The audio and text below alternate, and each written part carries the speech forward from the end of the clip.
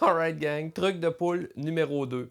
Je vais parler de deux choses, la démarche et les tambourineurs. La démarche, c'est super important. Quand on chasse la poule, qu'on se promène dans un sentier, c'est important, en tout cas, du moins pour la pas pire du milieu, c'est important de se déplacer de façon à ce qu'on marche au ralenti. Je ne sais pas comment expliquer ça, je dirais un peu comme Jack Sparrow dans Pirates des Caraïbes. Euh, on marche, on a une démarche plus lente, euh, aucun mouvement brusque, on fait peu de bruit pour être capable de repérer le gibier. Fait que si on marche trop fort, on va s'enterrer, on n'entendra pas nécessairement le gibier qui va se déplacer, versus aussi si on se marche trop fort, on risque de faire fuir le gibier avant qu'on l'approche, soit qu'il se sauve en piétant, soit qu'il s'envole tout simplement. Fait que de mon côté, ce qui marche beaucoup, c'est vraiment de me déplacer très lentement, faire quelques pas, faire beaucoup de pauses. C'est niaiseux, mais faire une pause ici et là dans un sentier va faire en sorte que des fois, il y en avait une qui était cachée sous un sapin, qui va juste sortir de là. Elle va penser, je ne sais pas si c'est parce qu'elle pense que c'est rendu safe ou si c'est simplement parce qu'elle vient voir qu'est-ce qui se passe. Ça fonctionne de mon côté aussi. Ça arrive souvent qu'en prenant des pauses, je vais les entendre piailler pas trop loin ou simplement marcher dans les feuilles, puis je vais être capable d'avoir un visuel sur la poule. Donc, les pauses, super important, la démarche, on fait rien de brusque, on se promène au ralenti, dans un sentier ou même dans le bois. Personnellement, je suis un gros amateur de me promener, rentrer direct dans le bois, aller faire le tour des côtés, des chemins et ainsi de suite. C'est super payant. Par contre, il faut faire attention à une affaire qui est bien importante, se perdre. Si vous n'avez pas de GPS, je vous déconseille fortement de rentrer dans le bois pour le fun, au même titre que de courir après un tambourineur. Si vous n'avez pas de GPS, oubliez ça. C'est pas le temps de se perdre, surtout pas pour une poule. Essayez de rester dans des endroits où vous allez être capable de vous retrouver facilement. Je me suis perdu 2 fois à même place. Je vous le dis, c'est vraiment pas le fun. Puis la chienne te pogne vite, puis tu cherches ta mère. Bref, traînez-vous un GPS, hyper, hyper important. Donc, les tambourineurs, qu'est-ce que je fais avec ça? C'est simple. On marche dans un sentier, maintenant on entend quelque chose qui ressemble à un moteur de 4 roues qui part à moitié. Dans le fond, c'est une perdrix qui se tape sur le chest avec ses ailes.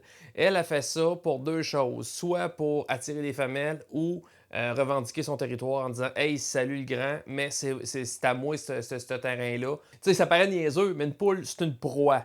Fait que de là à dire que ça se bat pour son territoire, c'est tel que tel, mais en réalité, j'en ai vu des combats de poules dans le chemin.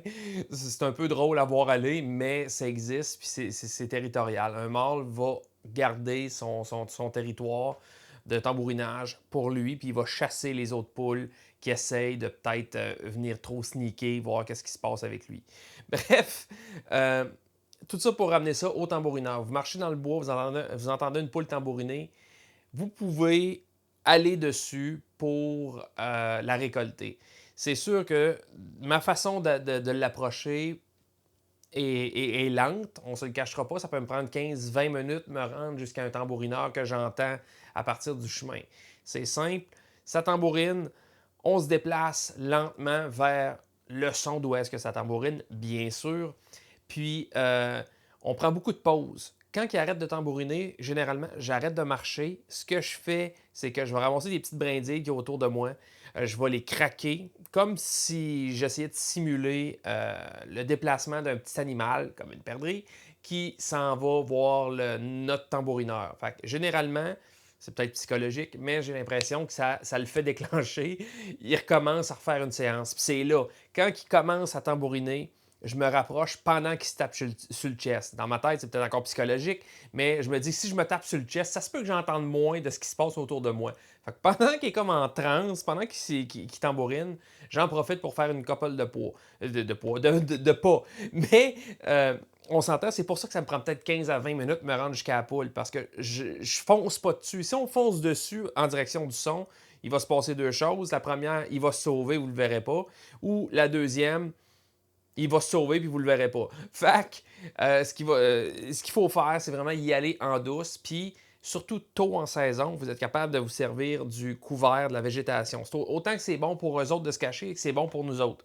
Ensuite de ça, on est capable de se servir un peu du terrain, de la dénivellation pour être capable d'approcher le plus près possible la provenance du son de tambourinage. Et finalement, les arbres, les obstacles qu'on peut retrouver, les roches et ainsi de suite. Donc, j'essaie de me servir de tout ce que je peux pour cacher de la façon que je m'enligne vers où est-ce que ça tambourine. Puis généralement, quand vous allez être assez proche de la perdrix, quand vous allez être assez proche du drummer qui se tape sur le chest, vous allez entendre le son changer. Puis à ce moment-là, vous êtes censé être capable d'avoir un visuel clair et être à portée de tir. Puis le son qu'on entend, souvent, on entend les ailes fendre l'air. Je ne sais pas comment expliquer ça autrement. Tu sais, une perdrix qui tambourine, c'est un son qui est sourd, mais plus qu'on s'approche, on va entendre un son clair ainsi que le son sourd. Donc, le son clair, c'est un signe qu'on est très près de la poule. Puis souvent, elle nous prend par surprise parce qu'on est beaucoup plus proche qu'on pense. Elle est à quelques pieds de nous autres. Puis, je ne sais pas si c'est parce qu'ils sont comme en transe, mais j'ai l'impression qu'ils ne me voient pas arriver. Du moins, c'est parce que j'ai pas fait trop de bruit quand je m'approchais.